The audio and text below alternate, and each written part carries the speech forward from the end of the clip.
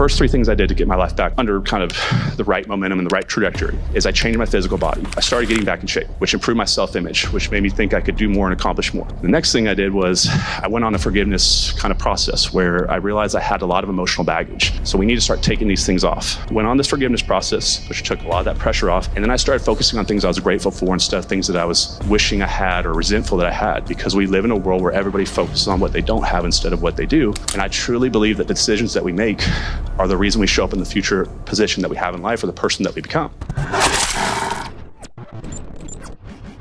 Here's the two things that changed my life. When I was at rock bottom, I realized that I couldn't go this path for much longer. Now, the first thing I did walk away from my faith for a very long time, and I decided to start praying again. Y'all can take whatever you want from that. Some people may like that, some people might not like that, but that's actually what happened. I walked away from my faith when I was about 16. I got into drugs, parties, girls, all the bad stuff. And for about a decade of my life, I completely walked away from my faith. And then when I came back to it, that's when everything started changing my life. It's a true story.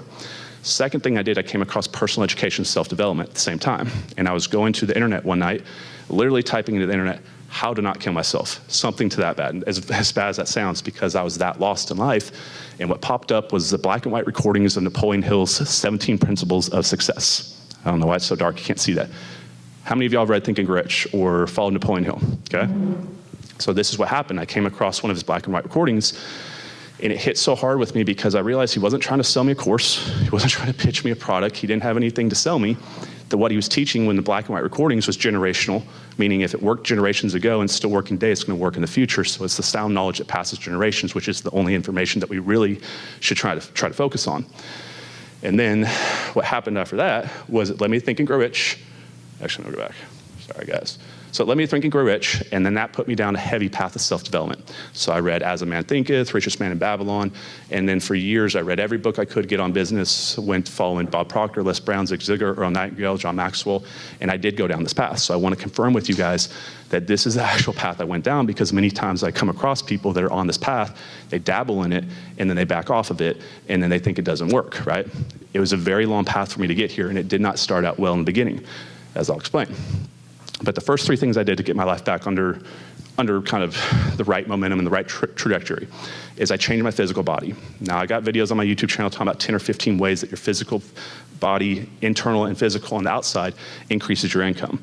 The first thing is, if you're out of shape, what happens is your self-esteem is not high. If you've been in a better shape than you are in a worse shape currently, you're reflecting on the one version of yourself versus the other one, and self-image and self-esteem is one of the most important things we have in life.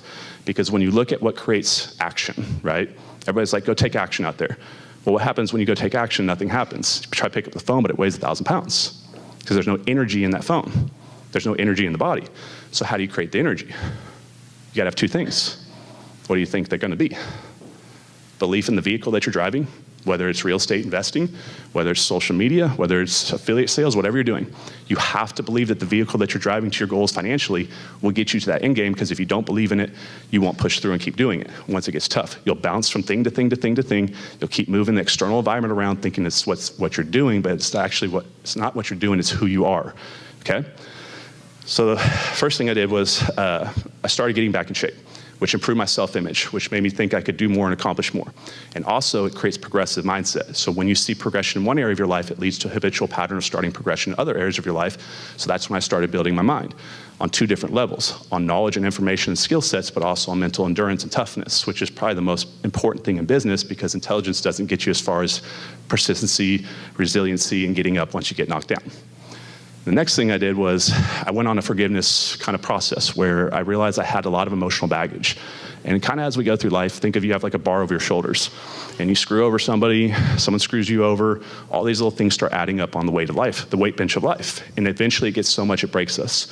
So we need to start taking these things off. And so I started reaching out to people that I knew that I'd wronged and asking for forgiveness all the way back to childhood days. And then everybody that ever wronged me or stole money from me or owed me money, I just unconditionally forgave them right then. And the next thing I said is all these things that I just had happen in my life, as bad as they were, unconditionally I just forgive myself. Starting over, if I hold this over myself, I'm assuming that I have to be perfect for my whole life, and there's no way that's ever happened for anybody. So I'm really bullying myself and being unfair to myself. When you really think about it, that's what we're doing. When we're holding ourselves to a pedestal that's perfect, it's impossible to hit that. And so what I did was I went on this forgiveness process, which took a lot of that pressure off, And then I started focusing on things I was grateful for instead of things that I was wishing I had or resentful that I had, because we live in a world where everybody focuses on what they don't have instead of what they do. And right now, every single person that's got a problem, I can promise you, there's somebody else in this world that you would not trade your problems for. And so I really started kind of working on this process. And then here's kind of the trick with personal education self-development that nobody tells you. So I got super heavy on like the mindset, I'm just gonna manifest everything, I'm gonna think my way to my future, and all this is gonna happen. It's gonna just be a straight road to the top. It did not happen that way. Now, I like Rich's speech, and it sounds sound to go in that kind of order. A lot of people go and go straight up, but some of us actually go backwards first. And what happened for me was I thought, because I was doing all this Think and Grow Rich and believing in manifestation and correct thinking processes and law of attraction and vibration and frequencies and all this type of stuff that we go into, that it's just gonna work right away. And it made me run out too aggressive and take too many risks, and before I knew it, I was $100,000 in debt. I was facing bankruptcy. This was a very big decision in my life, and I truly believe that the decisions that we make are the reason we show up in the future position that we have in life or the person that we become.